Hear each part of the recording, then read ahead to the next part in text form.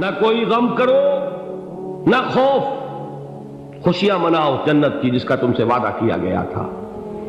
اللہ کی ربوبیت پر اطمینان جب انسان کو ہو جاتا، میرا رب اللہ ہے، ربی اللہ، انسان کے لیے نہ کوئی کھٹکا، نہ کوئی خطرہ، نہ کوئی خوف، نہ کوئی حزن۔ جو کچھ ہو رہا ہے کس کے اذن سے ہو رہا ہے؟ اللہ کے اذن سے۔ اللہ کے اذن کے بغیر پتہ تک نہیں ہلتا۔ یہ کوئی اندھا بہرا مادہ نہیں ہے جس سے مجھے کوئی خوف ہو۔ اندھا بھینسا چلا رہا ہو اس سے تو ڈرنے کا ہر انسان کو ڈرنا چاہیے، نہ معلوم کس کو ٹکر مار دے، لیکن نہیں، اس کائنات کو چلانے والا ایک سمیع و بصیر خدا ہے۔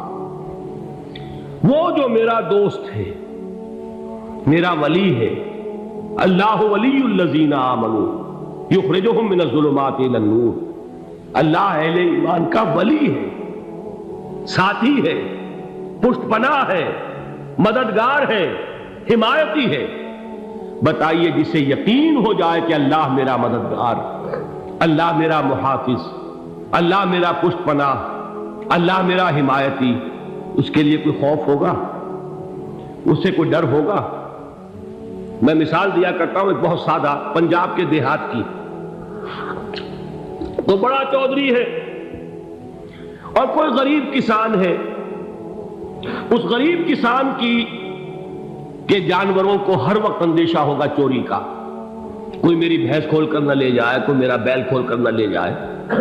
لیکن جس کے بارے میں یہ سب کو معلوم ہو کہ وہ جو بڑا چودھری ہے وہ اس کا دوست ہے، اس کی بچیا کو کوئی خوف ہوگا؟ اس کی بھینس پر کوئی ہاتھ ڈالے گا؟ اسے کوئی اندیشہ ہوگا؟ نہیں۔ کیوں؟ کہ وہ بڑا چودھری، بڑا اس کا یہاں کا سردار، جاگیردار، سب کو معلوم ہے وہ میرا دوست ہے، کوئی میرے خلاف اقدام نہیں کر سکتا۔ اس دنیا میں یہ چھوٹی سی بات اگر آپ کے دلی اطمینان اور سکون کا باعث بن سکتی ہے تو ذرا تصور کیجئے۔ میں لفظ تصور استعمال کروں گا صرف اس لیے کہ اس کا ہم جس کو کہتے ہیں ادراک اور شعور کر نہیں سکتے، اگر کے ساتھ کر سکتے۔ اگر یقین ہو کہ اللہ میرا مددگار اور یقین ہو کہ اللہ ہر آن میرے ساتھ ہے، پھر کوئی خوف؟ کس کا خوف؟ کوئی شے اللہ سے بالا تر ہے؟ کوئی قوت اس سے زیادہ طاقتور ہے؟ کوئی اس کے ارادے کو بدلنے والا ہے؟ کوئی اس کی مشیت کے آڑے آنے والا ہے؟ یہی بات ہے جو حضور نے فرمائی، یہ ایمان کا حاصل ہے لب لباب،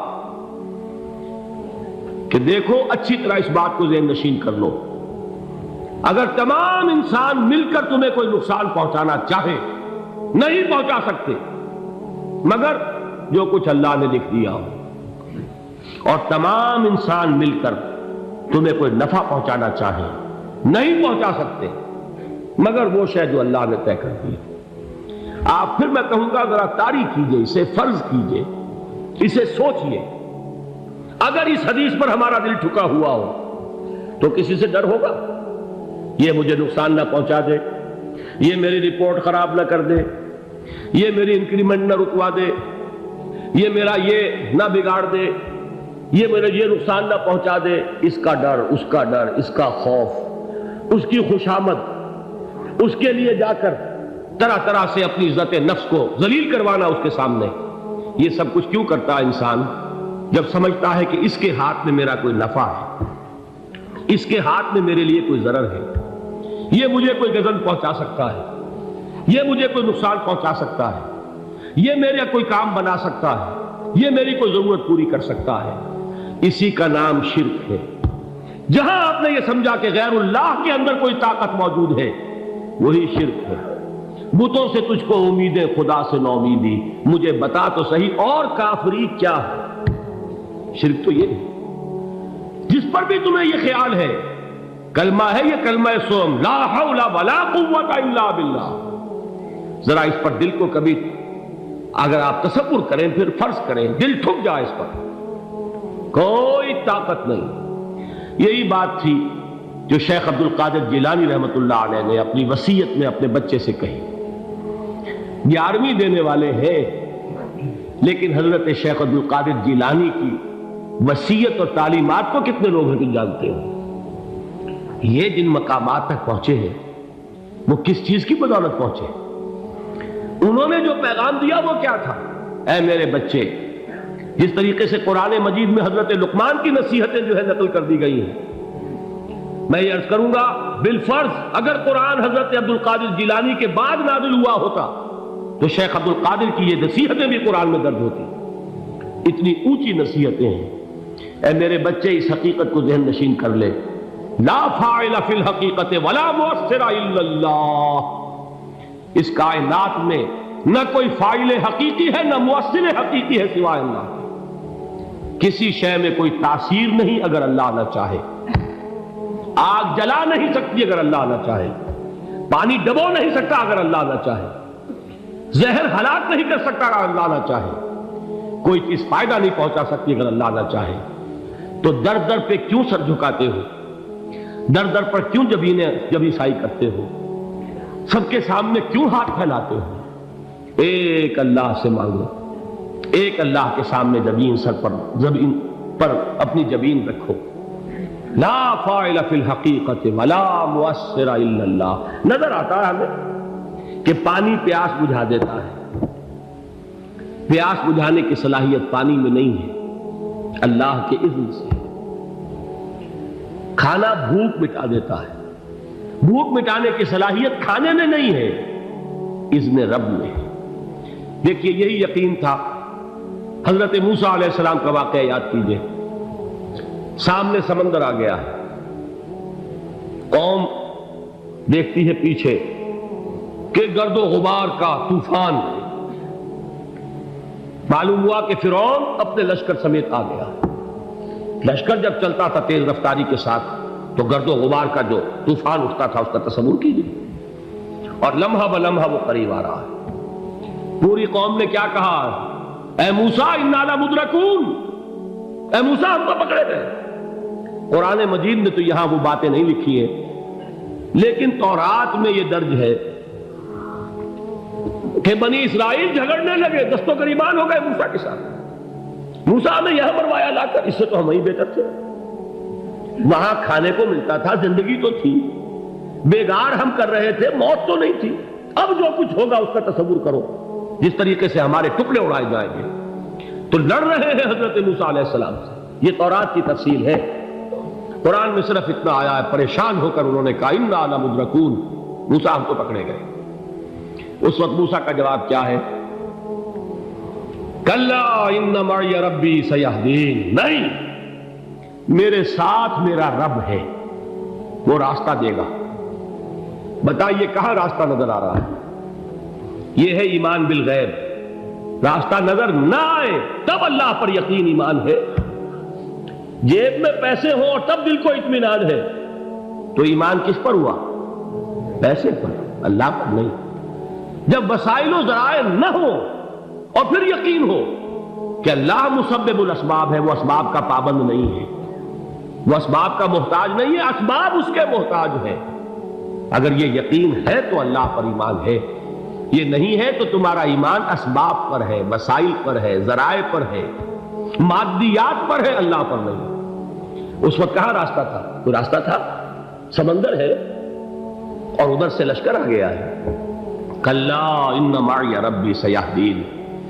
اب دیکھیے ایمان کہہ دینا آسان ہے، ہوا معکم اینما کنتم، جہاں کہیں بھی تم ہوتے ہو اللہ تمہارے ساتھ ہوتا ہے، لیکن اس کا یقین قائم ہو جائے تو زمین و آسمان کا فرق واقع ہو جائے۔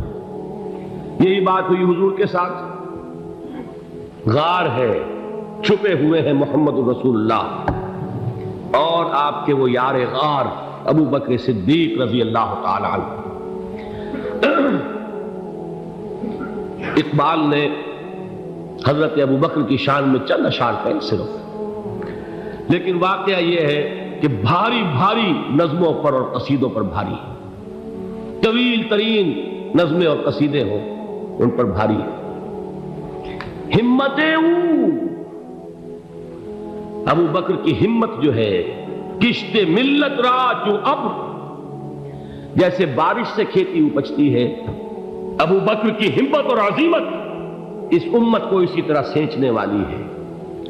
ثانیے اسلام و غار و بدر و قبر، وہ دوسرے تھے اسلام میں، دوسرے پہلے کون تھے؟ انا اول المومنین، حضور فرماتے سب سے پہلا ایمان لانے والا میں، دوسرے ابو بکر۔ ویسے ہمارے ہاں یہ چلتا ہے اختلاف، حضرت علی پہلے ہیں کہ حضرت ابو بکر پہلے ہیں، لیکن اس میں بڑی خوبصورت تطبیق قائم کی ہے علماء نے، اور بہت صحیح ہے۔ چار کے بارے میں فیصلہ ہی مت کرو کہ کون پہلے، ان کی ایک عجیب تقسیم کر دی ہے۔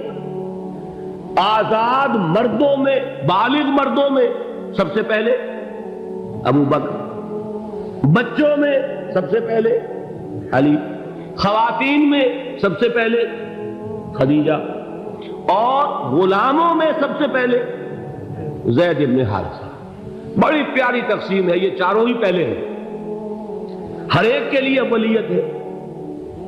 اور واقعہ یہ ہے کہ اگر زمانی اعتبار سے تعین ہوگا تو پہلے خدیجۃ الکبریٰ آئیں گی رضی اللہ تعالی عنہ، کسی اور سے بات کرنے کی نوبت بعد میں آ سکتی ہے، پہلے تو اہلیہ محترمہ سے بات ہوئی، آتے ہی پہلی وحی ہوئی ہے، ابھی تبلیغ کا حکم نہیں تھا۔ کس کو بتایا واقعہ؟ ابھی اپنی نبوت کی تبلیغ کا تو حکم ہی نہیں آیا، واقعہ کس کا ہے؟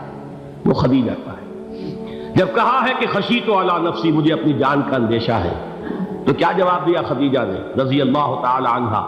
وہ صدیقۃ الکبریٰ ہے، صدیقات جو ہے خواتین ان میں چوٹی پر خدیجۃ الکبریٰ ہے رضی اللہ تعالی عنہا، اور صدیق جو مرد ہیں ان میں صدیق اکبر ہے ابو بکر صدیق رضی اللہ تعالی عنہ، لیکن صدیقات میں چوٹی پر۔ جب حضور نے فرمایا خشیت علی نفسی، کیا فرمایا، کیا عرض کیا، کیسے تسلی دی؟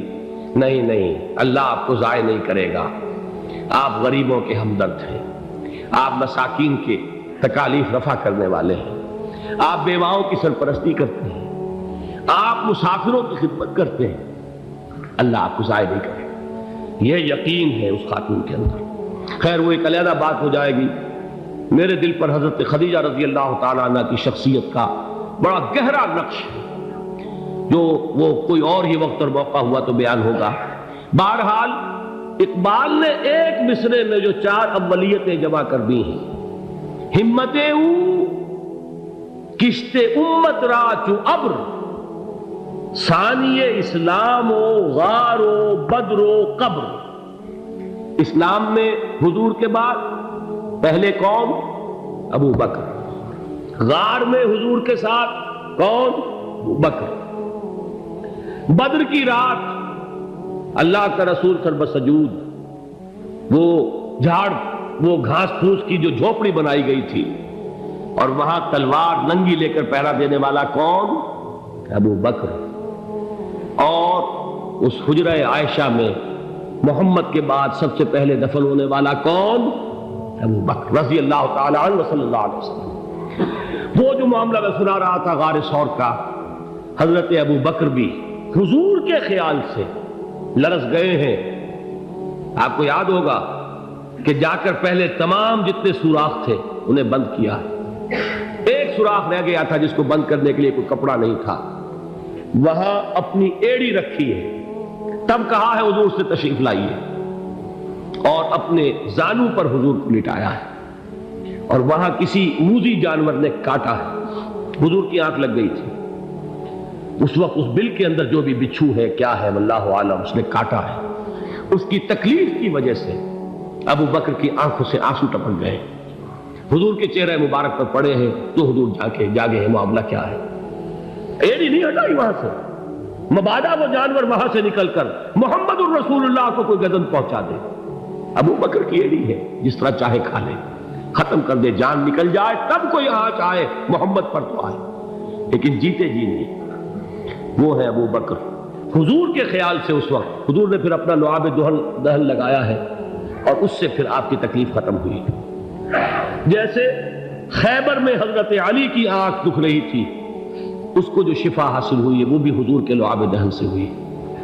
تو بہرحال اس وقت انہوں نے کہا ہے کہ اے نبی یا رسول اللہ، اگر اس وقت ان میں سے کسی نے غیر ارادی طور پر بھی اپنے قدموں کی طرف جھانک لیا تو پکڑے جائیں گے، کیا جواب تھا اللہ کے رسول کا؟ لا تحزن ان اللہ معنا، اللہ ہمارے ساتھ ہے، کیوں گھبراتے ہو ابو بکر؟ یہ ہے ایمان باللہ، میرا مالک اللہ، میرا رازق اللہ، میرا محافظ اللہ، میرا مددگار اللہ، میرا پشت پناہ اللہ، میرا دوست اللہ۔